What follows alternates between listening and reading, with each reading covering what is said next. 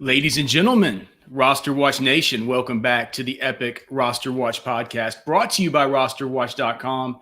My name is Alex Dunlap. This is the Week 11 DFS breakdown and walkthrough pod. If you guys could, please give a rating and a review on Apple Podcasts. That would be super helpful, as well as if you're watching here on YouTube. If you could subscribe, if you could click like, all that stuff, it makes a lot of difference. We definitely appreciate it. Thanks to everybody that's been commenting and clicking thumbs up, and especially in Apple Podcasts, man, that it really makes a big difference if you guys could do that for us. No ad reads today, so let's just get into the show. We'll start out with Tennessee at Baltimore. Tennessee, both these teams 6-3. This is a 59.5 point total after opening up at 48.5 points. Baltimore is now a 6-point favorite after opening up at 6.5 point favorite. So we have 61% of the tickets on the Titans, along with 48% of the money. 50% of the tickets are on the under, along with 45% of the money. And I guess let's just look at the matchup tool here for this so we can kind of dissect these matchups. And I think one of the things we probably need to talk about with the Ravens is I see our friend Minion Hunter popping into the chat here. What's up? What's up, Minion? I'm sure that he's well aware, the Ravens – No Brandon Williams. This looks like no Brandon Williams this week. No Calais Campbell this week, which makes I mean, when you look at the ownership on Derrick Henry and you kind of think about how Tennessee might want to come into this game and what they might be thinking, I've personally thought this week that this is going to be the game. And just based on the matchup tool, like let me just show you here. So Baltimore versus Tennessee. So Baltimore gets the number 6 matchup for opposing quarterbacks, the number 3 matchup for opposing running backs, the number 8 matchup for opposing wide receivers, and the number 7 matchup for opposing tight ends. So it could be just a smash fest. This could be the week where we finally see Lamar Jackson get up to the ceiling that we had kind of seen all of last year. Even Minion Hunter in the chat is saying the Ravens are going to get gashed by Henry. I think this game could set up well as one that you could stack, because it's like Minion Hunter says, if Derrick Henry has a big game, one of these, it was like 195 yards last year in the playoffs versus these guys.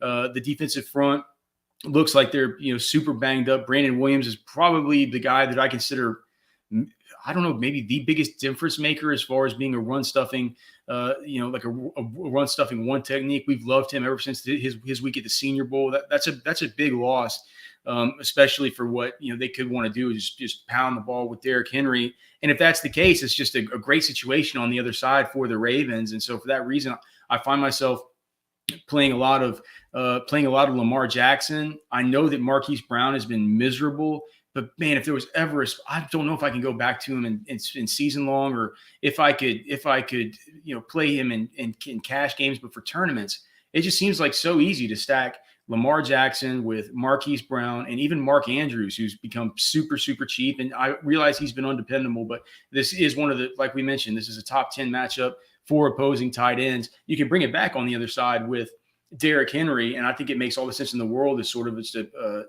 good tournament core that correlates really well there, and just hope that Lamar Jackson picks it up and gets that ceiling. Because here's the fact of the matter: there's no Patrick Mahomes on this slate. There's no there's no Kyler, clearly. There's no Russell Wilson. There's no Josh Allen. We don't have any of these guys that we've sort of been looking to for the high-end quarterback production. I don't think it can be argued that Lamar Jackson, if we look at the last 2 years, has the highest upside of any quarterback on this slate. It's set up to where this is two 6-3 teams with some bad blood, man. You know that Vrabel's going to be taking this thing seriously. Harbaugh is taking this thing seriously. This is a big game. So I like a good competitive game like this, a 49.5 point total, especially in a week where we. This week's not like these last few weeks where we've been getting these 57.5 point, 56.5 point totals. It isn't like that really this week. So I like this game. I love Derrick Henry.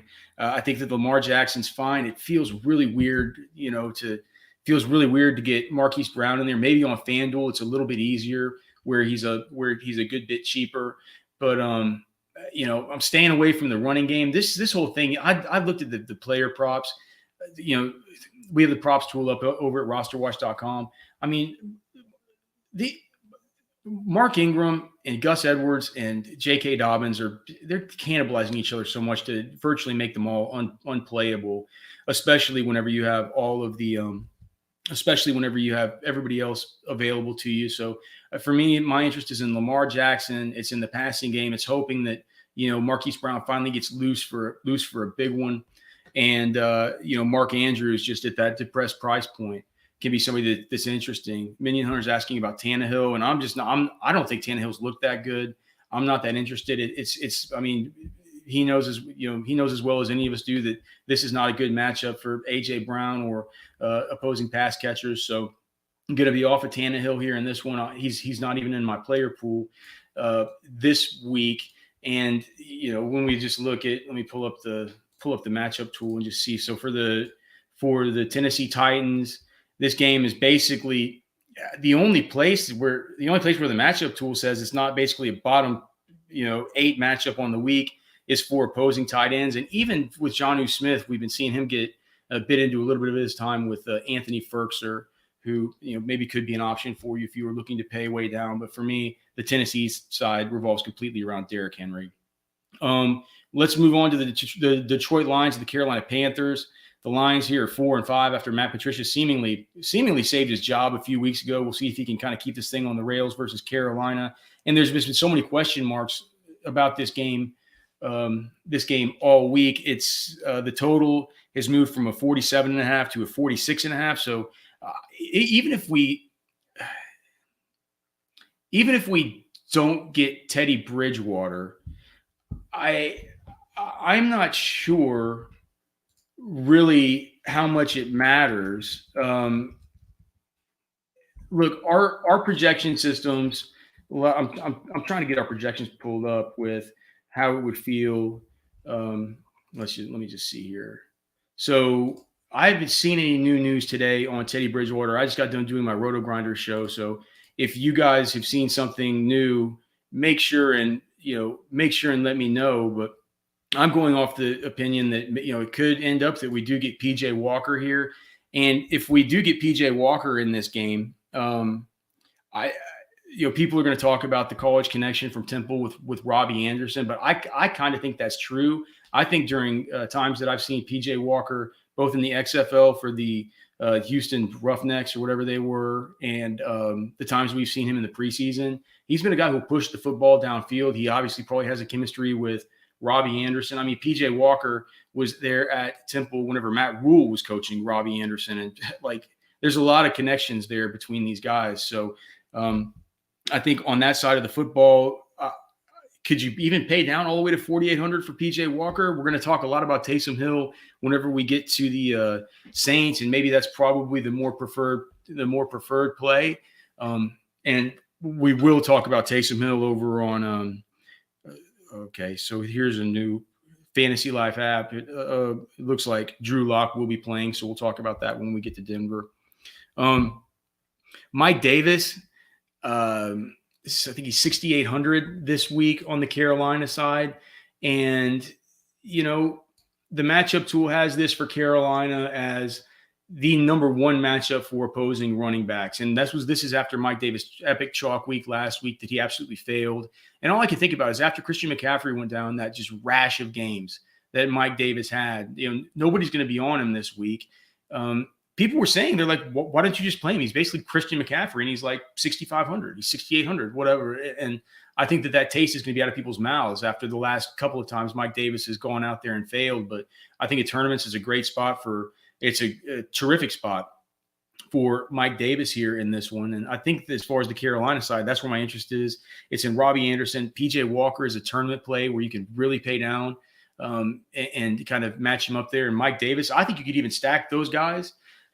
Because bringing it back on the other side, it looks like we're going to have Matthew Stafford, but there will be no Kenny Galladay. There will be no Danny Amendola.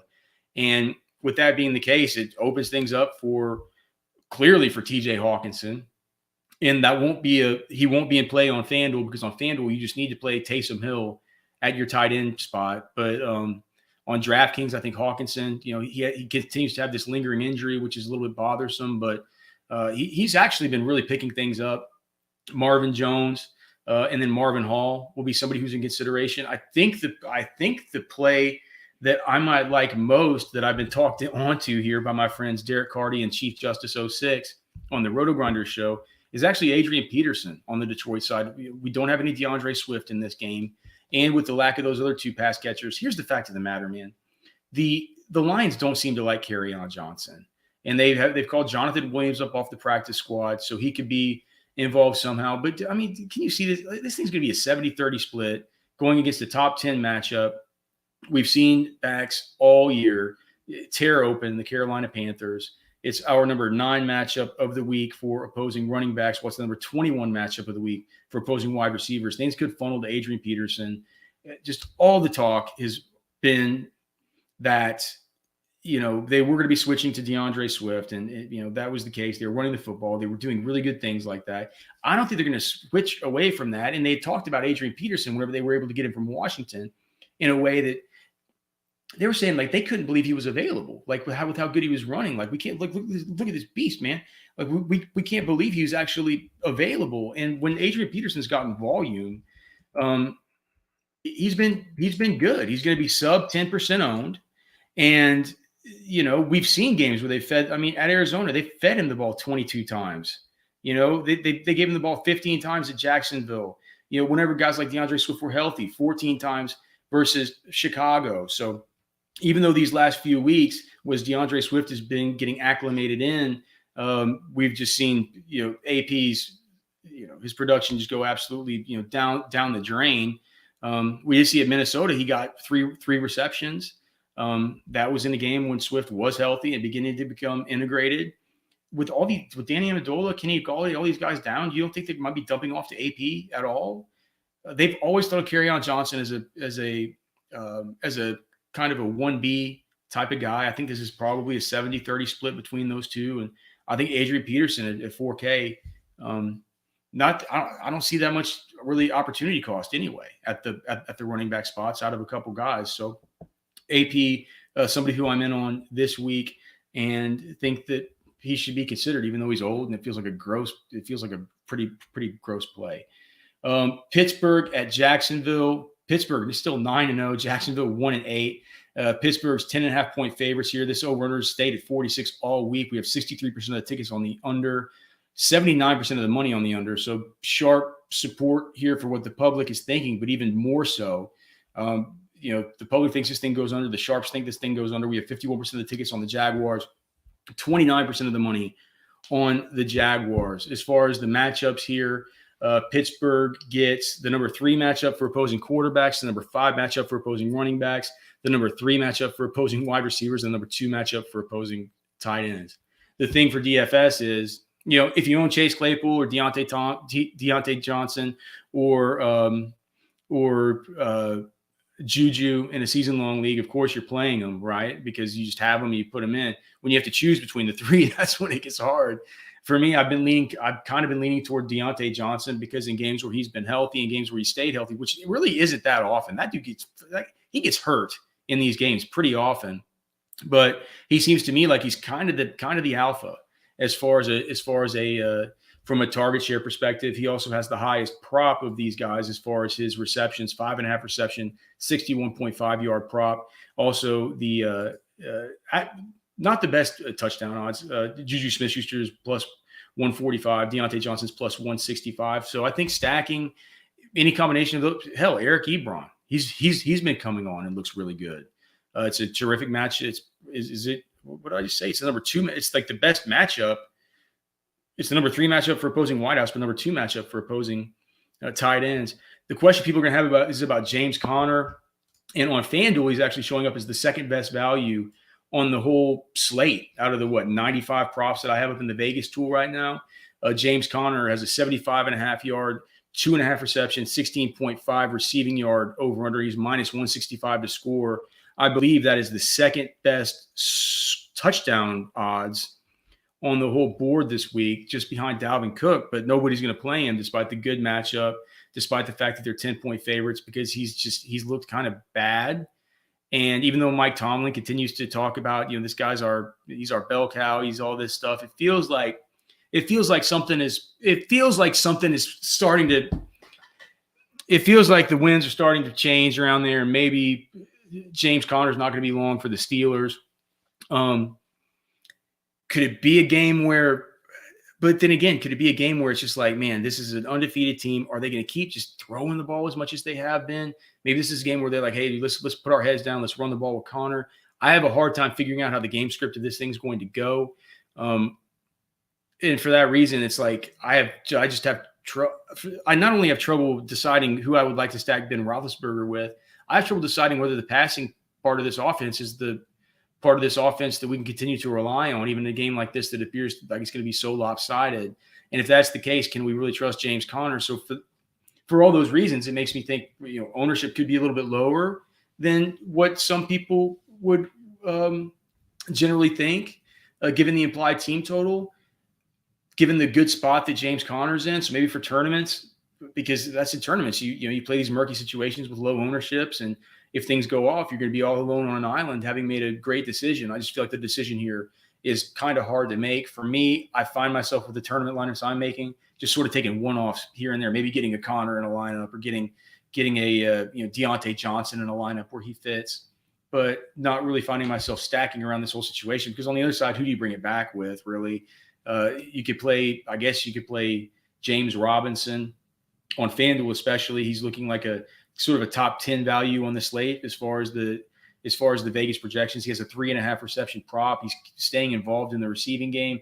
But the one thing I did notice is the first time I've seen this is the third worst matchup of the week for opposing running backs. And for the first time this year, really, he's plus 125 to score. He's not a favorite to score, which concerns me just a small bit. I'm wondering what the sports books see there, because James Robinson has always been minus 125, minus 135. He's been up to like minus 175 in some of these games before against like the Houston Texans of the world. So not the best matchup, but man, there's nobody else there. They put Chris Thompson on the IR. We did start to see a little bit of Raekwon Armstead poke his head out in the last few weeks, but it's really been it hasn't been any real harm to James Robinson. He's been a stud. I don't know how much I'll be getting him in DFS, and this whole passing game is completely out for me versus Pittsburgh. I think the Pittsburgh Steelers, if you could pay up to get to them on defense, is an excellent play. New England at the Houston Texans. New England's actually 2.5-point favorites here. This game is up to a 49-point total after starting out at 47. We have 62% of the tickets on the over, along with 62% of the money.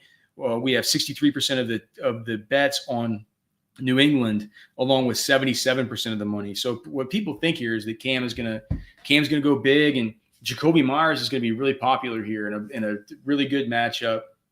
I did notice not the highest, not the best prop, only a 4.5 reception prop, despite all this receiving action he's been getting lately. It makes me wonder if the sports books are thinking he could get the Bradley Roby treatment there from the Texans.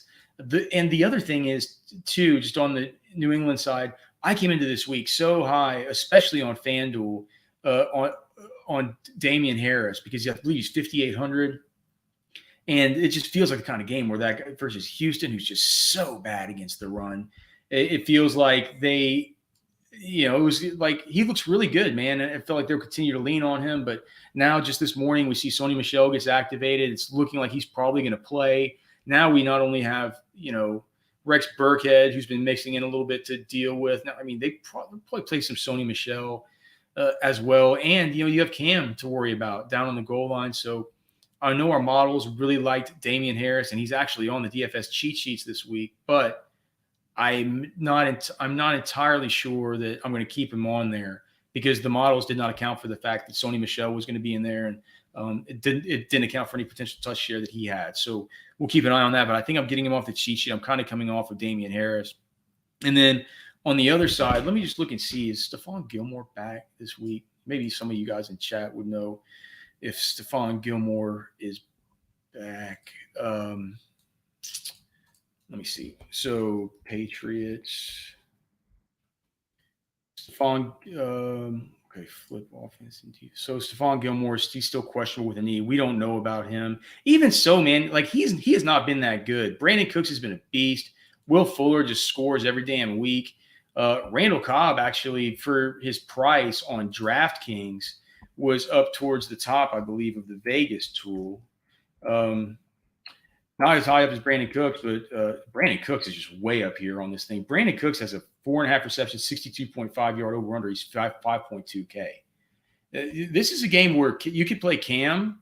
I would play Cam with Jacoby Myers, and I bring it back on the other side with some mix of, like, I think Duke Johnson's a good play. He's a much better play over on FanDuel, where he's checking in as a top 3 value on the Vegas tool, but on DK, or either one. I mean, you could play Brandon Cooks, you could play Will Fuller, you could play Duke Johnson, you could play Cam, you could play Jacoby Myers. I think, though, that I'm off of the receiving game. The running game for the Patriots, just because Sony Michel really just kind of comes in and screws things up. Philadelphia at Cleveland. I can't believe Cleveland's 6-3. Finally, maybe not the weather to worry about in Cleveland here with this one, which is good to know. The over-under hasn't been falling all week. There could be some rain, I guess they're saying, but none of this horrible wind that we've been dealing with. The total's down to 47 from opening at 47.5. We have 50% of the tickets on Philly, along with 59% of the money. 51% of the tickets are on the under in this game. Only 38% of the money on the under, though, so maybe a slight tick towards the over here from some of the sharp bettors. And good luck if in DFS choosing between Nick Chubb and Kareem Hunt. Not sure that I'm too big a fan of the matchup anyway. For those guys, Cleveland here has the it's the number 13 matchup the number 13 matchup for opposing runners. Where Philly's really exploitable is versus the tight end. So I think that Austin Hooper could come into play here. I was a little bit disappointed to see he only had a 2.5 reception prop in this game. If I could legally bet here in Texas, I would take the over on that. So if you're in a state where you can bet, that would be something. I would take the over on the DraftKings Sportsbook of 2.5 receptions for Austin Hooper. But Jarvis Landry, it's like we haven't really seen what Jarvis Landry and Rashard Higgins look like in this Baker Mayfield offense without Odell Beckham that hasn't been in a torrential fucking hurricane. So, or like whatever those Lake Erie, windstorms are. Or is that Lake Erie? One of those Great Lakes. They're all big. Wind comes off them. It's cold as ice. I think that Jarvis is a good play in tournaments. He's going to get the volume, and if conditions are right, he's a baller. He's definitely the alpha in that receiving group. And for Philly, what kind of Carson Wentz are we going to get here? I think that I should have looked at this, but I have my injury dashboard pulled up here. Just let me go look at the Eagles and the Browns. I'm pretty sure that, so Myles Garrett's out with an illness. We also have, we also know that we'll be missing on the Cleveland side. We'll be missing Greedy Williams. So I saw somebody in chat asked about Jalen Reagor a little bit earlier. I think he's probably fine to play, guys like Jalen Reagor this week. Dallas Goedert should be popular at the tight end spot in DraftKings. Like I said, not a consideration on FanDuel because we're just going to go ahead and plug in Taysom Hill. Miles Sanders. He's going to be like sub 7% owned. I had Miles Sanders in a ton of DFS last week. Can you imagine my level of tilt when I saw Corey Clement in there rushing in for the touchdown after Miles Sanders had been in there the whole time? Miles Sanders could have had an absolute monster game, and this could be the week where he finally gets it. He's getting the volume. They're committed to him. Cleveland is a better team to throw on than they are to run on, but Miles Sanders is a good pass catching back, and when he continues to get the volume, I think that I think it's hard to go wrong. Travis Fulgham's probably fine, but if he doesn't feel like he's starting to dip off a little bit, to me it feels like there's going to be a time when Dallas Goedert pops off, and he's one of my favorite tournament plays at the tight end spot this week if you're playing over there on DraftKings. Let's see here. Let's go to Philly. No, well, we just did Philly. All right, the big one, because this is the Taysom Hill game. Atlanta at New Orleans, a 49-point total after opening up at 51. New Orleans is 4-point favorites. 59% of the tickets are on the Falcons, along with 65% of the money. 54% of the tickets are on the over, along with 41% of the money. And so, so Taysom Hill is the minimum salary on FanDuel for a tight end.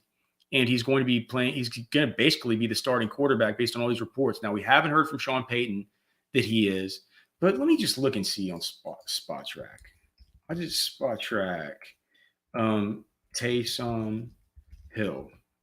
So we should have known a long time ago that if this were to come up with Drew Brees missing a game, that they were going to probably play Taysom Hill, because they signed Taysom Hill to a 1-year, $16.3 million contract.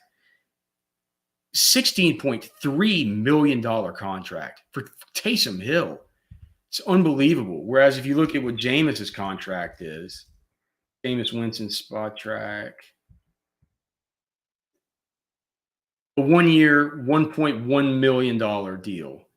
They of course they were going to be. I mean, Nick Underhill was hinting all week that it was going to be Taysom. So here's the things that we need to discuss. What does this mean for the flow of the game in general? What does it mean for Alvin Kamara? What does it mean for Michael Thomas, who has a puny little 4.5 reception over under? I don't even want to think about the Emmanuel Sanderses and the Jared Cooks and the rest of these dirt balls. But it's important to kind of think about these guys. Is Taysom Hill going to be dumping it off to Alvin Kamara all the time? Is it going to be this zone read stuff where Taysom Hill's always pulling it and always running? And if that's the case, do we play him on DraftKings because he's 4,800? My one worry is he's so shitty that he gets pulled at like halftime. And that's completely within the realm of possibilities. Now, on FanDuel, it won't have mattered. By then, he likely would have got, in the worst case scenario, he likely would have already gotten you 10 points or something just by his rushing alone. Maybe he squeaks in for a touchdown, and you're fine because there's no opportunity cost of the tight end position. It's been a nightmare to pick any tight end that's going to get you anything reasonable, especially on Slate where we have no, we're no Kittle, we have no Kelsey. We don't have these, we don't have Waller. It isn't a slate where we have these guys. So it's like, who is going to really bury a min-price quarterback at Taysom Hill that has a ton of rushing upside at the tight end position? It's just a messed up deal. And, Taysom Hill is going to probably be 60, 70% owned in tournaments. And what that means to me is 30% of the field won't be playing him. And they're going to be trying to bury me with Mark Andrews, hoping he's going to get some 3-touchdown game that is slightly better than what Taysom Hill's likely. I mean, we have Taysom Hill projected for 17 points. So it's like you can pay, $2,500 more to get up to Mark Andrews and hope that he can do that. He's done that like twice this year. So, pretty easy over there. I think the question is, do you play him on DraftKings? And I don't think we need much more confirmation. Whenever Schefter and Rappaport, and you got the best beat reporters there you got Diana Rossini, you have the best beat reporters there on the ground, Nick Underhill, saying that Taysom's going to be the starter. They haven't even been working in Jameis packages during the week. He's going to be a backup. I'm not sure we need to really hear from Sean Payton. I mean, what's Sean Payton going to tell the local media? He's not going to come out and tell these guys. He's not going to tell Atlanta what he's doing. So I'm not sure we need confirmation. I think we just kind of roll with the idea that Taysom plays. So the question you ask yourself is, all right, 95% sure that this is the deal and this is what's happening. Well, if I'm playing him it's not a matter on FanDuel, but if I'm playing him on DraftKings, do I think he's going to get benched? And I don't know. I think it's a little bit of a risk. So I think that you could play him on DraftKings, and our model didn't identify him. I'm going to be updating the cheat sheets for DraftKings to make sure that he's an option that you can consider. But just consider things could go bad. Like he's come in, he's looked good in preseason and stuff, but he's come in and tried to throw the football at times. He's really not attempted that many passes in the National Football League. So I don't know how the offense is going to look. But keep in mind, he could come in and look kind of bad. So otherwise, I think it's a pretty strong play at 4,800 for a quarterback. Just you wonder if that screws things up for Alvin Kamara. How does it do? Like, is he going to dump the ball off to him? Maybe. but he also feels like he's going to maybe hog some carries and maybe take a little bit away from the Kamara ceiling. On the other side, I think if you're playing Taysom Hill, I think it's great on the other side to play Julio Jones. Calvin Ridley looks like he's coming back to form. I think it's hard to play Todd Gurley in DFS. He's got a pretty miserable prop, but as usual, man, he's minus 125 to score this week. Nobody's going to be doing that. Bringing it back on the other side with that. I mean, for me, it's in my Taysom Hill lineups, I think I'm going to be playing Julio Jones. No real interest in Russell Gage, Hayden Hurst. A little bit of interest there, but that's sort of where I am with those guys. And with Alvin Kamara, I think I'm just going to try and find the extra $1,000 and get up to Dalvin Cook if I possibly can. And there's a lot of really good value at some of these other spots that we'll talk about here in this next game at the running back position, where you can generally afford to get up and pay that premium for Dalvin, who's just set up to absolutely smash this week. Cincinnati at Washington, a couple of shitty teams here. This total is 47. Washington's a 1.5 point favorite in this game.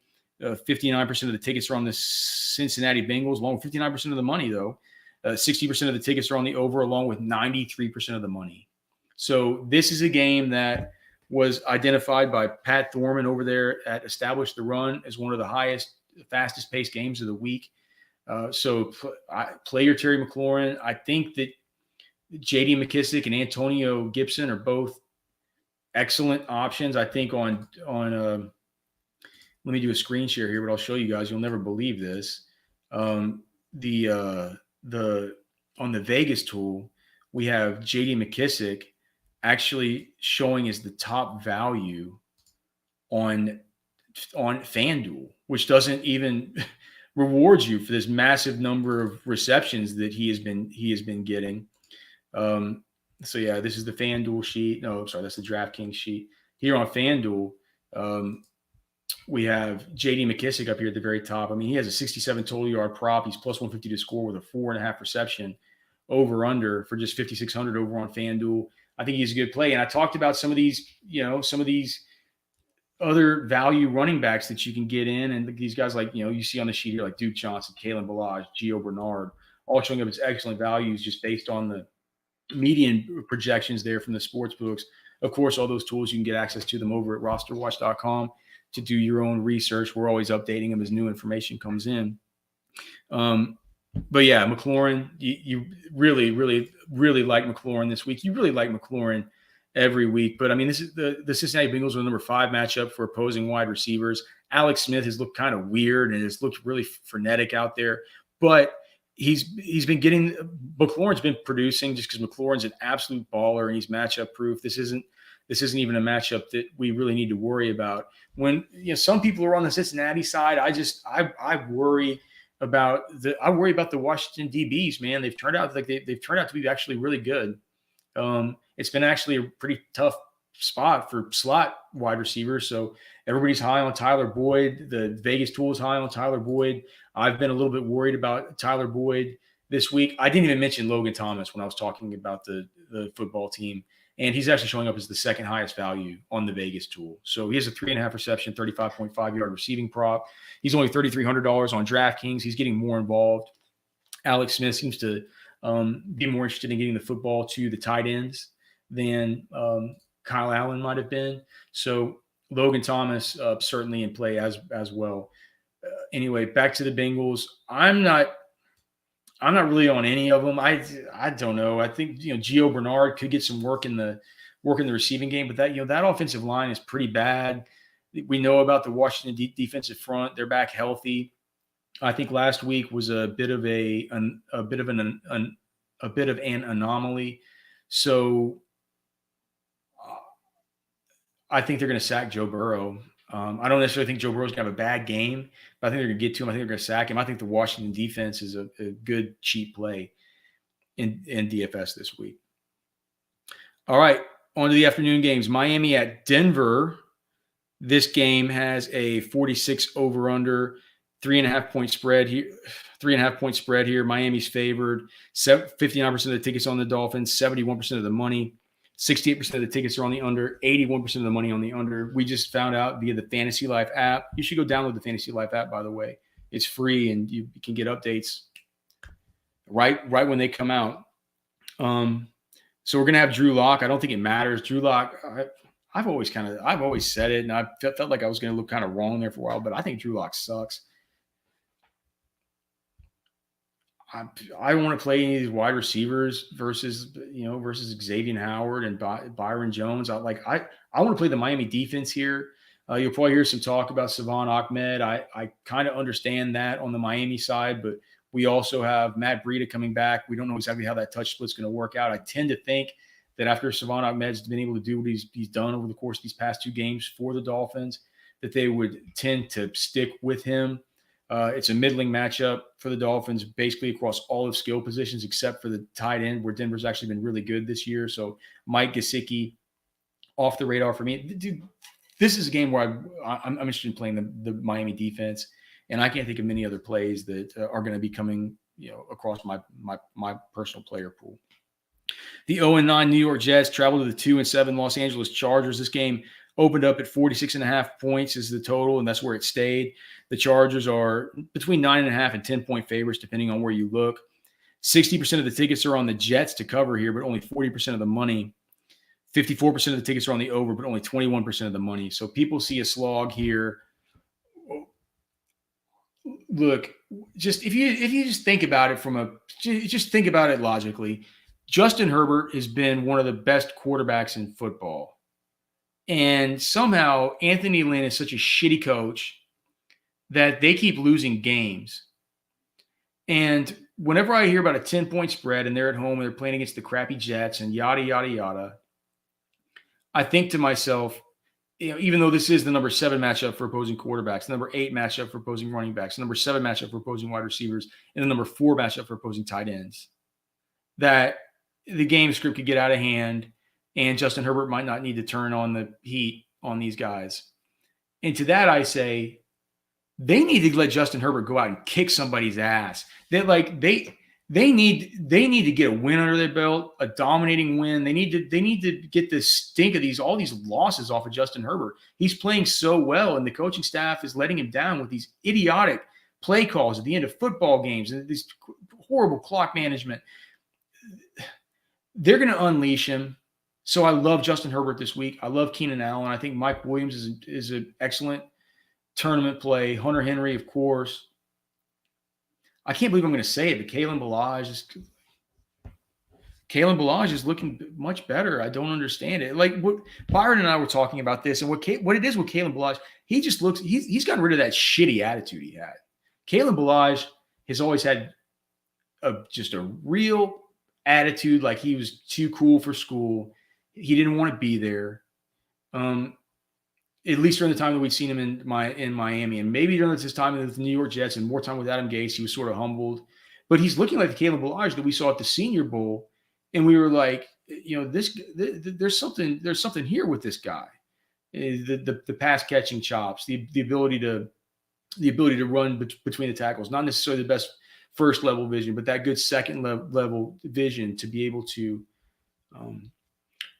shed tackles from linebackers. We've seen a little bit of that was in his scouting profile. And I think that they really like him. Troymaine Pope doesn't get involved. Joshua Kelly's in the doghouse. So Kalen Ballage, I think you're fine to roll him out. We're talking about guys like dusty-ass players like Adrian Peterson and stuff. Why not think about Kalen Ballage? And then on the other side, Joe Flacco, last time he played, man, that guy actually looked pretty good. And although it didn't really come out in the box score, I mean, he was targeting Denzel Mims, and Denzel Mims is showing up as the number 1 player in the Vegas tool as far as the value on DraftKings versus the pricing. He's only 3,300, but he has a 3.5 reception, 46.5 yard over under for his prop. So I'm very interested in playing Justin Herbert, getting a skinny stack with him and Keenan Allen, and then on the other side of it, bringing it back with Denzel Mims or maybe Jamison Crowder, because these guys are going to be in catch-up mode, and I literally don't know who else I would play on the other side. I know that they've been talking about getting LaMichael Pirine more involved as their primary runner and sort of going into evaluation mode with him, but I just believe that Adam Gase is such a dipshit that he's like, I don't. It's very, very hard to very hard to trust. I like the idea, though, of Joe Flacco throwing the ball to Denzel Mims in a dome in a controlled environment, a situation where they could be playing catch-up, especially if it's playing catch-up against a bunch of points going from Justin Herbert to Keenan Allen, who are going to be a ton of my lineups. Keenan Allen with a 7.5 reception prop, the highest reception prop on the whole slate this week outside of Devontae Adams, who also has a 7.5 reception prop. Speaking of Devontae Adams, the next game, Green Bay at Indianapolis. A lot of people calling this sort of the game of the week. Green Bay 7-2, Indy 6-3. 51.5 point total here in this spot. That's up from 49.5 where it opened. Indy is a 1.5 point favorite. 61% of the tickets are on Green Bay, along with 53% of the money. 53% of the tickets are on the over, along with 43% of the money. So it's kind of odd there that we've seen that shift towards the over here from the books, even though there's less money on the over than there are actual tickets. With that said, 49.5 to 51.5. It could be that earlier in the week the levels were much, much different to where the money could be coming back up towards that 53 from a lower point. That probably has to do with this late movement towards the over here in this one. But 51.5, man, it's a pretty big over under. It's just whenever you look at Green Bay, whenever you look at what Eberflus does for the Indianapolis Colts, it's a shell defense that they're not going to let anybody be behind them. They play that kind of zone, and I should have mentioned earlier that with the kind of speaking just Keenan Allen back to the other game, he murders versus zone, and he's going to kill the Greg Williams zone. But anyway. So that takes like guys like MVS, like he's out of the picture, especially now that Alan Lazard is back, right? Cardi's all over Devontae Adams. He's locking him in. It's his conviction play. I worry somewhat about the matchup. He says, who cares about the matchup? You know, he's in a dome. He's in great conditions. We've played him in all this bad wind and stuff at Lambeau. And I mean, I guess all that makes sense. Devontae Adams has been a beast. It's just he's $1,100 more than Julio Jones in that matchup where I know I'm going to have some Taysom Hill and I know I want to get some correlation there. I'm not sure where I'm going to correlate this game. Who else am I going to play? Like I'm not going to play Jonathan Taylor or Jordan Wilkins or Naheem Hines. I can't do any of this stuff on the Indianapolis side. It's so hard to know where the production's coming. They have like Jack Doyle just came off the IR. They have fucking the clown car tight ends that they throw the football to. They have, Michael Pittman's coming on, but I mean, T.Y. Hilton's back healthy. It's really, really hard to figure out where the production's going to come in this game. And so unless I'm just going to one-off it with Devontae Adams, I mean, I guess you can do it. He's probably the best wide receiver. He's probably the best wide receiver on the slate from a fantasy perspective. I wouldn't say he's a better wide receiver, just an NFL wide receiver than some of these guys like Julio or Jesus. I mean, you could start talking about guys like Terry McLaurin or Keenan Allen in that same sort of tier. But I think it's fine. I'm not sure I'm going to be paying up for Devontae Adams, though. And then Aaron Jones, if you played him in cash last week, he was minus 335 to score. And there was times I'm like, is he Jamal Williams' backup? I was like, Jesus, what was the snap percentage even last week in a game where it just should have been just the epic monster for him? Aaron Jones played 63% of snaps. Jamal Williams was in for 48% of snaps. It isn't enough. It isn't enough for me to come down from a Dalvin Cook, and with all the value that we have at running back, it's hard. I think he's going to be low owned, so you can play him. But for me, I feel like there are ways you can differentiate elsewhere. Like I think I'd rather play Miles Sanders. So who'll be just as low owned? I'd certainly rather play Derrick Henry, who's going to be sub 4% owned, even though even our minion owner, our Ravens homer here is thinking that they could get gashed by Derrick Henry. So I like the idea of seeing if I could put together. If I could play Taysom Hill and I could play Adrian Peterson for super cheap. What if I could put together Dalvin Cook, Derrick Henry lineup. Play Herbert, and I don't know if you could get in Keenan Allen with that lineup. I'll have to go play with it. Here we are to our final game of the slate. Dallas at Minnesota. We have this game as a 48.5 point total, down from 50 where it opened. 53% of the tickets on Dallas, along with 55% of the money. 68% of the tickets are on the over, along with 46% of the money. Minnesota here is a 7-point favorite at home. So Dalvin, I mean, nobody's running the football better than Dalvin right now. He's going to gash these guys. The question is, I also want to play Justin Jefferson. So how do I do that? Do you know how I think I do that? I'm gonna tell you how I think I do that. But first, I'm also gonna say Ezekiel Elliott's only 6.5K, which is, I don't know if we've ever seen him that low. I'm not sure he was that low when he was a rookie, but he's not been looking that good. He's only minus 105 to score this week. He's getting more and more of his time bit into by Tony Pollard. He's been bitching and whining to the media about how his hamstring's still bulky and that it's a day-to-day thing that he's having to deal with. But he doesn't carry an injury designation into this game. Cowboys are coming off of a bye. Look, no matter how bad they've looked in recent weeks, I feel like what we've done in the sort of NFL and fantasy analysis space is we've lumped in these Ben DiNucci and Garrett Gilbert games along with Andy Dalton, who's been sort of out of sight, out of mind with COVID, and then whatever else he's had to deal with, the concussion and then COVID. We've sort of lumped all that in together as this sort of post-Dak Prescott malaise, right? But with Andy Dalton, Andy Dalton's a serviceable quarterback going up against a matchup here that the matchup tool has the number 4 matchup for opposing quarterbacks, the number 4 matchup for opposing wide receivers, the number 6 matchup for opposing running backs, the number 8 matchup for opposing tight ends. And so I don't know how much Zeke I'm going to be getting on despite how cheap he is. I think he's a great tournament play, though. So I am going to make a note that I need to get in some Zeke. But the way that I can get in, I'm going to tell you the way that I can get in Justin Jefferson and Dalvin Cook. And that's by playing Andy Dalton and then choosing between Amari Cooper and CeeDee Lamb, or maybe playing both Amari Cooper and CeeDee Lamb. Hell, you can even play Michael Gallup at 3,700. You can you'll have to maybe make a couple lineups with a couple combinations. Then what you can do is bring it back on the other side with Dalvin Cook and with Justin Jefferson or even Adam Thielen. And then if this game goes big and this game goes over, like it looks like the money is saying it should go over, the sharp money coming in, you're going to have all the pieces there as long as